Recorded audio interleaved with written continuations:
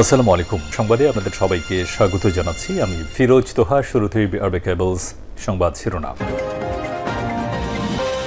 বাংলাদেশের সর্বশেষ গুরুত্বপূর্ণ আপডেট সংবাদে আপনাকে স্বাগত। শুরুতেই সংবাদ শিরোনাম, পরে বিস্তারিত। শুরুতেই জানাবো, পরিবার অনুগতদের জন্য হাসিনার প্লট বন্যা। আইনের তোয়াক্কা না করে এক নির্বাহী আদেশেই নিজের অনুগত্য আমলা এবং পরিবারের সদস্যদের, বিচারপতি এবং সংসদ সদস্যদের পূর্বাঞ্চলে প্রায় 1150 প্লট বরাদ্দ দিয়েছেন শেখ হাসিনা। এ কাজে রাজধানী উন্নয়ন কর্তৃপক্ষ রাজুককে বাধ্য করা হয় প্লট বরাদ্দ দিতে। ফলে রাজুকের তৎকালীন বোর্ড ভবিষ্যতে কি হবে সে চিন্তা না করে সরকারের আদেশে লটারির বাইরে দেয়া প্লটগুলোকে প্রয়োজনীয় বৈধতা দেওয়া হয়েছে। এরপর জানাবো, পার্কে আত্মগোপনে থাকা শেখ হাসিনার সচিবকে ঘিরে রেখেছে ছাত্র জনতা। যশোরের শেখ হাসিনার সাবেক সামরিক সচিব মেজর জেনারেল অবসরপ্রাপ্ত সালাউদ্দিন মিয়াজিকে ঘিরে রেখেছে ছাত্র জনতা। তিনি ঝিনাইদহ ৩ আসনের এমপি ছিলেন। এরপর পুলিশ এসে তাকে গ্রেপ্তার করে। এদিকে উপদেষ্টা পরিষদে রদবদল হচ্ছে। রাজনীতিতে সরাসরি যুক্ত হওয়ার লক্ষ্যে অন্তর্বর্তীকালীন সরকারের উপদেষ্টা পরিষদ থেকে সরে যাওয়ার ইঙ্গিত দিয়েছেন তথ্য সম্প্রচার, ডাক, টেলিযোগাযোগ ও তথ্য প্রযুক্তি উপদেষ্টা নাহিদ ইসলাম। চলতি সপ্তাহের শেষে বা আগামী সপ্তাহের শুরুর দিকে তিনি পদত্যাগ করতে পারেন। এবারে জানাবো, বুধবার প্রতিটি ক্যাম্পাসে কুয়েটে ছাত্রদলের সেই ভয়ঙ্কর হামলার ভিডিও প্রদর্শন করবে বৈষম্য বিরোধীরা। খুলনা প্রকৌশল ও প্রযুক্তি বিশ্ববিদ্যালয় কুয়েটে ছাত্রদলের সেই হামলার ভিডিও দেশের প্রতিটি ক্যাম্পাসে প্রদর্শন করবেন বৈষম্য বিরোধী ছাত্র আন্দোলনের নেতারা। মঙ্গলবার 18 ফেব্রুয়ারি রাতে বিক্ষোভ শেষে এই কর্মসূচির ঘোষণা করেছেন বৈষম্য বিরোধী ছাত্র আন্দোলনের অন্যতম আহ্বায়ক হাসনাত আবদুল্লাহ। এদিকে কুয়েটে ছাত্রদের হামলার প্রতিবাদে ঢাবিতে বৈষম্য বিরোধী শিক্ষার্থীদের বিক্ষোভ। খুলনা প্রকৌশল ও প্রযুক্তি বিশ্ববিদ্যালয় কুয়েটে শিক্ষার্থীদের উপর বিএনপি এবং ছাত্রদলের নির্মম হামলার প্রতিবাদে বিক্ষোভ মিছিল ও সমাবেশ করেছেন বৈষম্য বিরোধী ছাত্র আন্দোলন। এবং সর্বশেষ জানাবো, হঠাৎই বাংলাদেশের সাংবাদিকদের উপর হামলা বাড়ছে। আরএসএফ এর উদ্বেগ। চলতি বছরের ফেব্রুয়ারি মাসের শুরু থেকেই বাংলাদেশের সাংবাদিকদের উপর ব্যাপক হামলা বাড়ছে। এর মধ্যে বেশ কয়েকটি হচ্ছে। ফেব্রুয়ারি 5 বিএনপির প্রায় 20 জন সমর্থক সুপ্রিম কোর্ট প্রাঙ্গণে এটিএন নিউজের সংবাদকর্মী জাবেদ আক্তারকে আক্রমণ করে তাকে সাহায্য করতে গেলে এনটিভির হাসান জাবেদ ও দীপ্ত টিভির আজিজুল ইসলাম পান্নুকেও মারধর করে বিএনপির নেতাকর্মীরা।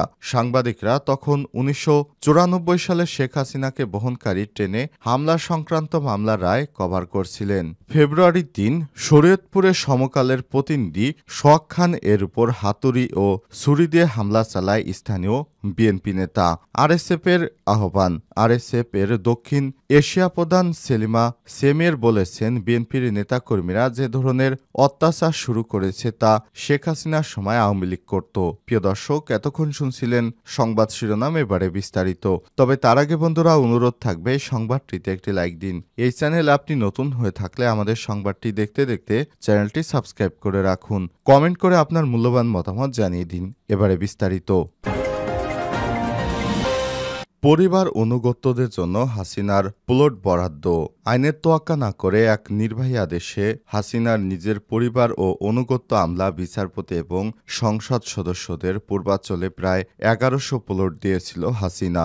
এই কাজে রাজধানীর উন্নয়ন কর্তৃপক্ষ রাজুককে বাধ্য করা হয় বরাদ্দ দেওয়া প্লটগুলোর বৈধতা দেওয়ার জন্য। ফলে রাজুকের তৎকালীন বোর্ড ভবিষ্যতে কি হবে সে চিন্তা না করে সরকারের আদেশে লটারির বাইরে দেওয়া প্লটগুলোকে প্রয়োজনীয় বৈধতা দিয়েছে।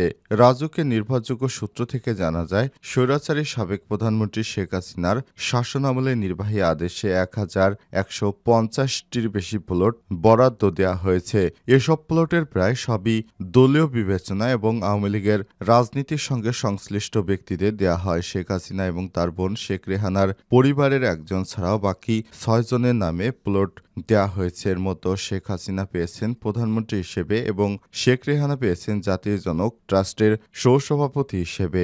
সজীব ওয়াজেদ জয় নিয়েছেন প্রধানমন্ত্রী তথ্য উপদেষ্টা হিসেবে। সাইমা ওয়াজেদ পুতুল নিয়েছেন অটিজমের চেয়ারপারসন হিসেবে। এছাড়াও রেহানার ছেলে রেদান মুজিব সিদ্দিক ববি ও মেয়ে আজমিনা সিদ্দিক নিয়েছেন জাতির জনক ট্রাস্টের সদস্য হিসেবে। দুই বোনের পরিবারের 6 জন নিয়েছেন 10 কাঠা করে 60 কাঠা, অর্থাৎ বিপুল পরিমাণে সম্পদ। আওয়ামী লীগের সঙ্গে সংশ্লিষ্ট সংসদ সদস্য এমপি প্রায় সবাই 10 কাঠা করে প্লট নিয়েছেন। এমপিদের মধ্যে কেউ কেউ 3 কাঠা ও 5 কাঠার প্লটও পেয়েছেন। তবে তাদের মধ্যে ক্ষমতাসীনদের সঙ্গে যাদের ঘনিষ্ঠতা রয়েছে তারা পেয়েছেন 10 কাঠা করে।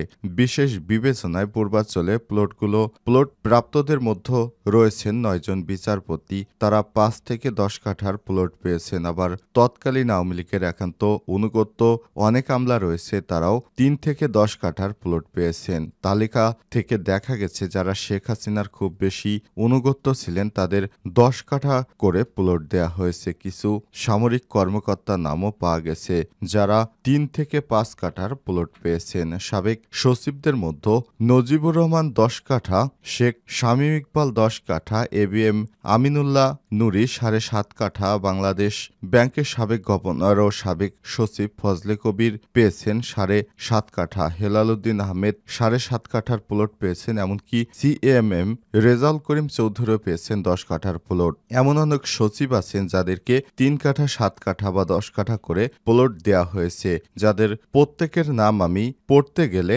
মোটামুটি কথা এই ভিডিওর দৈর্ঘ্য হয়ে যাবে প্রায় 20 থেকে 30 মিনিট।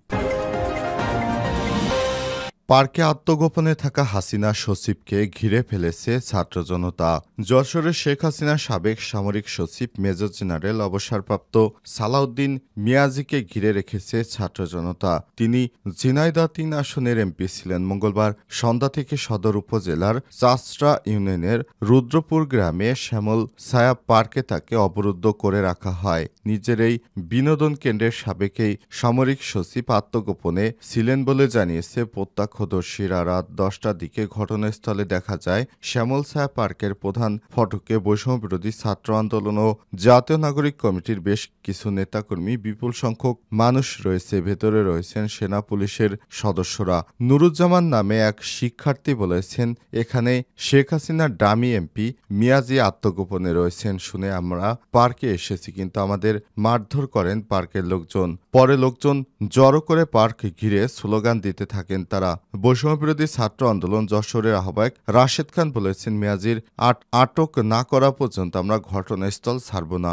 এরপর পুলিশ এসে মিয়াজিকে গ্রেপ্তারের পর বৈষম্যবিরোধী শিক্ষার্থীরা এই বাংলার হাসিনার দালালদের এই বাংলার ঠাঁই নাই ইত্যাদি স্লোগান দিতে থাকেন এবং তারা উচ্ছ্বাস প্রকাশ করতে থাকেন যে একজন স্বৈরাচারের দোসরকে গ্রেপ্তার করা হলো, যিনি একজন বড় ঊর্ধ্বতন কর্মকর্তা ছিলেন। উপদেষ্টা পরিষদে রদবদল হচ্ছে। রাজনীতিতে সরাসরি যুক্ত হওয়ার লক্ষ্যে অন্তর্বর্তীকালীন সরকারের উপদেষ্টা পরিষদ থেকে সরে যাওয়ার ইঙ্গিত দিয়েছেন তথ্য সম্প্রচার ডাক টেলিযোগাযোগ প্রযুক্তি উপদেষ্টা নাহিদ ইসলাম। চলতি সপ্তাহের শেষ বা আগামী সপ্তাহের শুরুর দিকে তিনি পদত্যাগ করতে পারেন। নাহিদ ইসলামের পদত্যাগের সূত্র ধরে ড. মোহাম্মদ ইউনূসের নেতৃত্বাধীন উপদেষ্টা পরিষদে রদবদলের আভাস পাওয়া যাচ্ছে। এক্ষেত্রে পরিষদের পরিসর বাড়ানোর সম্ভাবনা রয়েছে। এছাড়াও সম্প্রতি বেসামরিক বিমান, পর্যটন ও ভূমি উপদেষ্টা এএফ হাসান আরিফের মৃত্যুতে শূন্য হওয়া দপ্তরে একজন নতুন মুখ আসতে পারেন। ফলে 2-3 জন নতুন উপদেষ্টা যুক্ত হওয়ার পাশাপাশি বর্তমান দপ্তরেও পরিবর্তন হতে পারে। তবে নাহিদ ইসলামের চলে যাওয়া ছাড়া অন্য কারো বাদ পড়ার সম্ভাবনা নেই। সংশ্লিষ্ট একাধিক সূত্র থেকে সব তথ্য জানা গেছে। গত 6 মাসের প্রতিটি ক্ষেত্রে নানা পদক্ষেপ নিলেও সরকারের অনেক কাজে গতিহীনতার অভিযোগ রয়েছে। সরকার নানা তৎপরতার বিপরীতে পদে পদে প্রতিবন্ধকতাও রয়েছে বলে মনে করেন।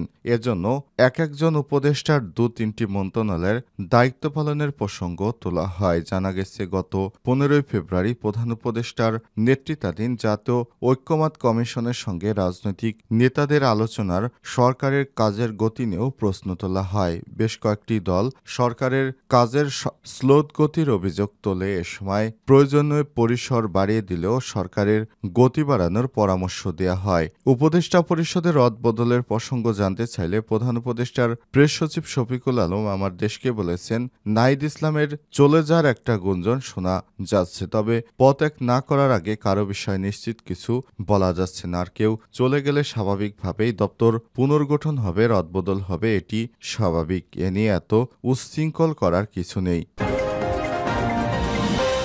বুধবার প্রতিটি ক্যাম্পাসে কুয়েটের ছাত্রদলের সেই হামলার ভিডিও প্রদর্শন করবে বৈষম্যবিরোধীরা। খুলনা প্রকৌশল ও প্রযুক্তি বিশ্ববিদ্যালয় কুয়েটে ছাত্রদলের সেই হামলার ভিডিও দেশের প্রতিটি ক্যাম্পাসে প্রদর্শন করবে বৈষম্যবিরোধী ছাত্র আন্দোলন। মঙ্গলবার ১৮ ফেব্রুয়ারি রাতে এই বিক্ষোভ শেষে কর্মসূচি ঘোষণা করেছেন বৈষম্যবিরোধী ছাত্র আন্দোলনের আহ্বায়ক হাসনাত আবদুল্লাহ। এর আগে সন্ধ্যা ৮টার দিকে বিশ্ববিদ্যালয়ের ঢাবি সন্ত্রাস বিরোধী রাজ্য ভাস্কর্যের পাদদেশে বিক্ষোভ মিছিল শুরু হয়। মিছিলটি বিসি চত্বর ঘুরে ফের রাজু ভাস্কর্যের পাদদেশে এক সংক্ষিপ্ত সমাবেশে মিলিত হয়। এ সময় বৈষম্যবিরোধী ছাত্র আন্দোলনের সদস্য সচিব আরিফ সোহেল বলেন, জুলাই অগস্টে যে নির্মম নিপীড়নের মধ্য দিয়ে আমাদের লড়াই করতে হয়েছে, সেই নির্মম নির্যাতন ও নিপীড়ন আবার ফেরত এসেছে। ছাত্রলীগের স্টাইলে হামলাকে জায়েজ করা হয়েছে। ৫ই আগস্টের পরে আমরা আর জাহেলি আমলে ফেরত যেতে চাই না। যারা আবার ছাত্রলীগের মতো হতে চাইবে তাদের বিরুদ্ধে আমরা দাঁড়াবো। এদেশে স্টাম্প ও লাঠির রামদার রাজনীতি আর চলতে দিব না। প্রয়োজনে আমরা আবার একটি জুলাই বরণ করতে প্রস্তুত আছি। এ সময় তিনি আর বলেন, আমরা বলে দিতে চাই, কারো জানমালের ক্ষতি করার অধিকার কারণেই আমরা ৫ই আগস্টের পূর্বের বাংলাদেশে ফেরত যাব না। জুলাই অগস্টে আমাদের ভাই বোনদের অহেতুক শহীদ হয় নাই, তাদের রক্তের দায় আমাদের উপর। যে কেউ ছাত্রলীগের মতো বিভিন্ন পন্থায় হামলা করবে আর করার চেষ্টা করবে, আমরা তাদের বিরুদ্ধে রুখে দাঁড়াবো। আমরা কারো সঙ্গে আপোষ করব না। এর আগে দুপুরে কুয়েটে শিক্ষার্থী ও ছাত্রদলের মধ্যে দফায় দফায় সংঘর্ষ হয়েছে। এ সময় বিএনপি সন্ত্রাসীরা ক্যাম্পাসের বাইরে থেকে বহিরাগতদের বিভিন্ন অস্ত্রশস্ত্রে সজ্জিত করে এনে সাধারণ শিক্ষার্থীদের উপর হামলা চালায়।